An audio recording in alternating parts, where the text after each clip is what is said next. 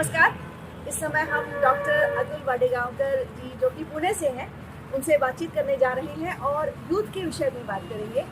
वो एक एकेडमिशियन हैं और उन्हें वो एक मोटिवेटर के रूप में भी काम करते हैं। अलग-अलग जगह काउंसलिंग के लिए जाते हैं। हम आज यूथ पर चूँकि बात कर रहे हैं, तो हम सबसे पहले तो उनसे ये जानेंगे कि आपके क्या एक्सपीरियंस रहे अपने जीवन में? शुरुआत ही एजुकेशन से करते हैं। मैं शुरुआत में करियर के करीब 10 साल टीचिंग प्रोफेशन में रहा। अच्छा। तो स्टूडेंट जनरेशन और उनके इंस्पिरेशन को बहुत करीब से देखने का मौका मिला। उसके बाद मैं गवर्नमेंट ऑफ महाराष्ट्र में था डिप्टी सेक्रेटरी। वो भी बॉडी थी Maharashtra state board of technical education, जो एजुकेशन सेक्टर को गवर्नेंस करती थी। तो एडमिनिस्ट्रेशन, लर्निंग एंड एग्जामिनेशन, ये इकोसिस्टम को करीब से देखने का और उसमें की बारीकियाँ और चैलेंजेस और रिक्वायरमेंट सब समझने का मौका मिला। और वो छोड़ने के बाद मैं आईटी इंडस्ट्री में आया, जो कि एक ऐसे कंपनी में आया कि जो एजुकेशनली गवर्नेंस पे ही काम करती थी। तो एजुकेशन इकोसिस्टम में इतने साल काम करने के बाद और आईटी सेक्टर में काम करने के बाद सबसे बेनिफिट ये हुआ कि हरदम यंग जनरेशन के साथ काम करने का मौका मिला। मेरी उम्र बढ़ते गई, लेकिन जिनके साथ काम कर रहा था वो सेम एज ग्रुप के लोग मिले, तो उनको समझने का भी मौका मिला, उनकी स्ट्रेंथ भी आइडेंटिफाई हुई और सबसे बड़ी बात थी कि उनके सामने के चैलेंजेस करीब से देखने का मौका भी मिला। तो ये एक छोटा सा है जो कि मतलब मेरा बैकग्राउंड आप कह लें। और जब मैं करीब से यूथ को देख रहा था तो उनके सामने अपॉर्चुनिटीज़ भी हैं, चैलेंजेस भी बहुत ज़्यादा हैं और करियर ऑप्शंस, करियर की वॉलेटिलिटी, क्योंकि हर 3-4 साल में इतनी चीज़ें बदल जाती हैं कि उनको आज जो नौकरी कर रहे हैं 3 साल बाद नया क्या होगा उन्हें मालूम नहीं होता और सीखते रहना पड़ता है। आजकल हम देख रहे हैं कि यूथ में सीखने की जो एक आदत है, एक हैबिट है, वो छूटती जा रही है। वो हमेशा शॉर्टकट की ओर भागते हैं। उन्हें लगता है कि हम जो भी चीज़ है, जो भी अपना लक्ष्य है, उसे बहुत जल्दी पा लें। तो इस दिशा में आप क्या कहना चाह रहे हैं? किस प्रकार के ट्रेंड देखने को मिल रहे हैं युवाओं में? तो इसमें दो तरह के युवा दो ग्रुप में डिवाइड हो गए हैं। एक ग्रामीण क्षेत्र के लोग कि जिनको कन्वेंशनल बीए, बीकॉम, बीएससी यही कर रहे हैं और उसके बाद क्या करना है कुछ मालूम नहीं है। फिर वो शहरों में आकर ओला, उबेर और स्विगी ये सब काम करते हैं, या फिर खुद को तसल्ली देने के लिए यूपीएससी, एमपीएससी की तैयारी कर रहे बोलते हैं, जिससे कि ऑप्शंस लगभग बंद होते जाते हैं। और दूसरी एक जनरेशन, यंग जनरेशन है कि जिनको इंटरनेशनल एस्पिरेशंस है या देश में भी जो अपॉर्चुनिटीज़ हैं उनको बारीकी से देखते हैं और वो डिग्री के साथ साथ माइक्रो डिग्री, जिसको एक नया कॉन्सेप्ट आ गया कि आप 8 दिन, 10 दिन, 15 दिन कोई एक नए फील्ड पे सीखें और वो माइक्रो क्रेडिट इकट्ठा कर रहे हैं और वो स्किल अपग्रेडेशन उनकी कंटिन्यूस प्रोसेस हो रही है। वो इंटरनल डिज़ायर नहीं है, लेकिन जीना है तो ये करना होगा, इस हिसाब से हो रहा है।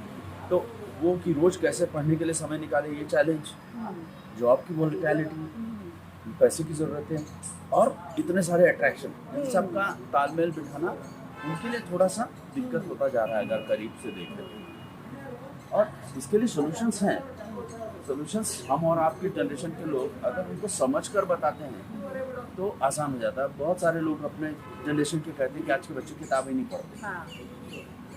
तो किताब नहीं पढ़ते तो पढ़ना नहीं चाहते ये बात नहीं है, लेकिन जो इंटरनेट का इनफाइनाइट फ्लो है, जैसे हम देखते हैं कि जुआ खेलने कोई बैठ जाता है, हारता है तो ऐसा लगता है एक बार जीतूंगा, जीतता है तो मैं जीतूंगा, तो वो टाइम लेस जोन में चले जाते हैं और फिर वो उनका समय नुकसान होने लगता है। तो इसके लिए नंदन नीलेकनी जो है इन्फोसिस के जो वन ऑफ द फाउंडर्स में से, उन्होंने एक बिटफुलनेस टू ब्लिसफुलनेस की किताब लिखी।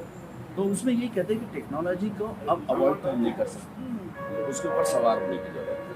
अगर हमारे मोबाइल पे भी देखिए तो एक वेलबींग नाम का सॉफ्टवेयर, उस वेलबींग में आप मैं यूट्यूब 15 मिनट देखूंगा, व्हाट्सएप पे 20 मिनट, ऐसा सेट कर दे तो उसके बाद वो बंद हो जाता है वो एप्लीकेशन। तो अगर ये डिसिप्लिन हम लाते हैं। दूसरा, हम लोग वो लड़के सोचते हैं कि मैं ना जिस दिन फुर्सत मिलेगी, शनिवार रविवार एक दिन इत्मीनान से किताब पढ़ूंगा, या मैं जब समय मिलेगा तो लंबा जिम करूंगा या हेल्थ से रिलेटेड। ऐसा होता नहीं, ऐसा लंबा समय आज के समय में मिलना बहुत मुश्किल है। लेकिन उसके बजाय हम ये सोचें कि मैं छोटे टारगेट सेट करें कि मैं 5 से 6 पेज रोज पढ़ूंगा। 5 से 6 पेज पढ़ना कोई दिक्कत वाली बात नहीं, इट्स मैटर ऑफ 15-20 मिनट्स। जब ऐसा करते हैं तो 5 6 छठा और सातवां कुछ पढ़वा लेते हैं, लेकिन हम किताब पढ़ने के चक्कर में कोई किताब नहीं पढ़ पाते। टाइम मैनेजमेंट भी बहुत ज़रूरी है, क्योंकि अधिकतर जो यूथ है वो कई बार किसी पार्ट टाइम जॉब में रहते हैं या कोई पढ़ाई करते हैं, तो टाइम मैनेज किस तरह करें, क्योंकि सीखने का ज़माना है और बहुत सारे कोर्सेज भी ऑनलाइन उपलब्ध हैं। तो बच्चे अगर खुद से नहीं पढ़ पा रहे हैं तो कुछ चीज़ें ऑनलाइन भी ले सकते हैं, क्योंकि वो इजीली अवेलेबल हैं। तो टाइम मैनेजमेंट किस तरह करें, क्योंकि अनुशासन बहुत जीवन में ज़रूरी है और बिना अनुशासन के आप अपने जीवन का जो समय है उसे आप व्यवस्थित नहीं कर सकते। अब टाइम मैनेजमेंट के बारे में बहुत सादा सा प्रिंसिपल लोग बताते हैं कि अगर हमारे पास एक फिश पॉन्ड है, हाँ। फिलहाल उसमें कुछ नहीं, खाली फिश पॉन्ड है, तो 2 तरीके हैं उसको भरने का। एक तो ये है कि हम पानी भर दें, पूरा पानी से भर गया, फिर ख्याल आया कि अब पत्थर डालने हैं या रेती डालनी, तो रेती डालते ही पानी बाहर आ गया।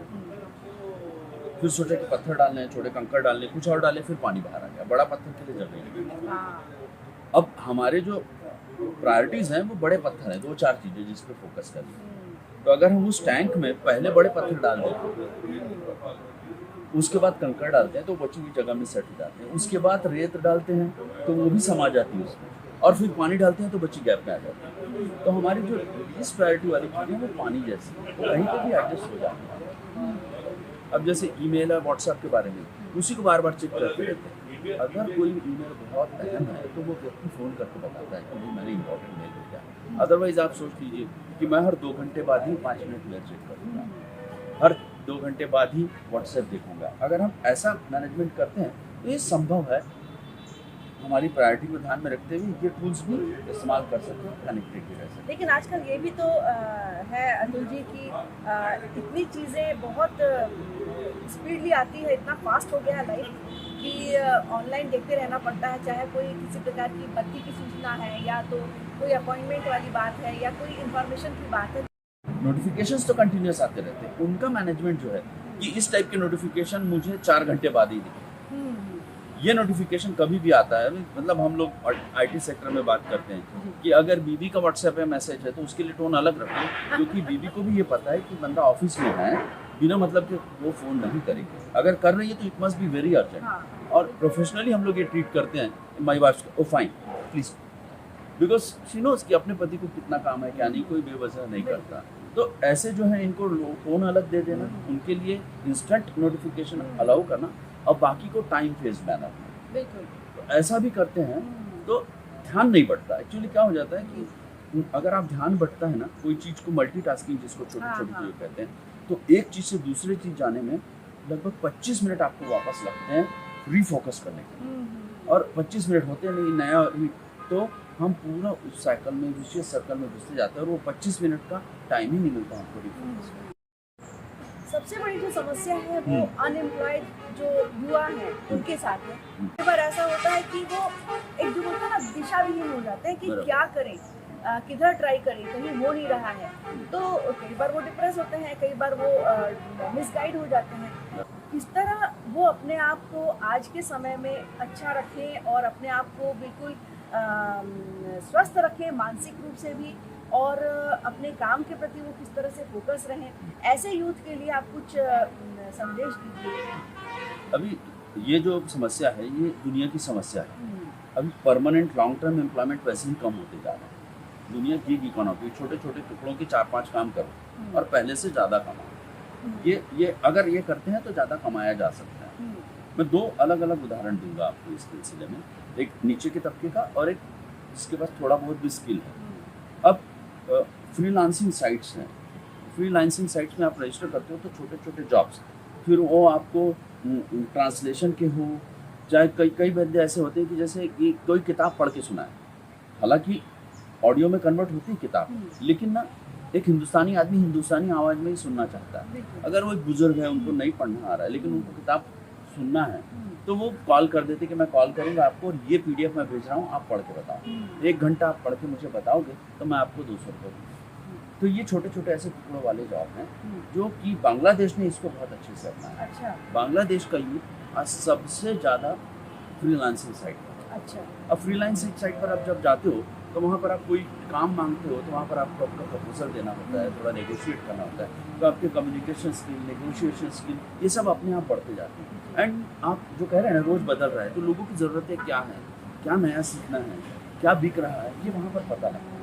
मतलब यूथ को सीखने की प्रवृत्ति जो है उसे बना के रखनी होगी। हाँ। और साथ ही साथ जो अपने मेन टारगेट के साथ साथ उन्हें छोटे छोटे ऐसी जॉब्स के लिए भी माइक्रो कोशिश इंटर्नशिप करना। भी कह सकते हैं इसको, माइक्रो एंटरप्रेन्योरशिप भी कह सकते हैं, माइक्रो लर्निंग अपॉर्चुनिटीज भी। आदमी पेट से सबसे अच्छे से सीखता है, तो कमाने के चक्कर में जब सीखता है ना तो ज़्यादा अच्छे से सीखता है बनस्बत क्लासरूम में या कोई बाकी चीज़ों में। तो ये एक बहुत अच्छा एस्पेक्ट है जो करना चाहिए। और दूसरा उदाहरण बता रहा हूँ, कई लोग ड्राइवर की नौकरी करते हैं, पुणे में जैसे शहर में हम देखते हैं, तो 15-17 हज़ार वो स्टैंडर्ड रेट हो गया, 18 हज़ार से उनको तनख्वाह ज़्यादा मिलती है। लेकिन ड्राइव व्यू ऐसे बहुत सारे ऐप हैं जिसमें 1 घंटे 2 घंटे पे भी आपको कॉल पे ड्राइवर मिलता है। तो जो ड्राइवर सिर्फ तनख्वाह वाली नौकरी करता है वो 15-17 हज़ार पे रहता है, और जो इस टाइप की अपॉर्चुनिटीज के लिए जाता है वो 35 से 40 हज़ार रुपये कमाता है। लेकिन वो अनसर्टेनिटी के साथ, रिस्क के साथ अर्निंग अपॉर्चुनिटीज है, ये एक बार दिमाग में बैठ जाए।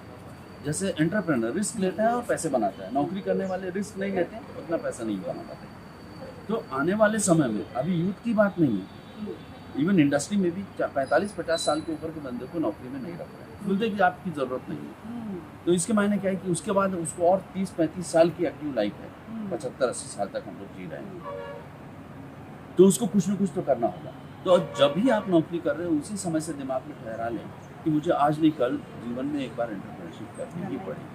बहुत तो अच्छी जानकारी आपने दी अतुल जी, और इसके बारे में हम और भी डिटेलिंग में बातचीत करेंगे। पक्का। और मुझे लगता है कि आज के हमारे इस डिस्कशन से जो यूथ है वो ज़रूर मोटिवेट होंगे और उन्हें एक इंस्पिरेशन मिलेगा कि किस तरह वो अपना टाइम मैनेज करें और किस तरह सीखने की जो एक आदत है वो डालें, चाहे वो ऑनलाइन हो, चाहे ऑफलाइन हो या बुक से हो। तो हम अगली बार फिर इस पर चर्चा करेंगे। Thank you so much. Thank you.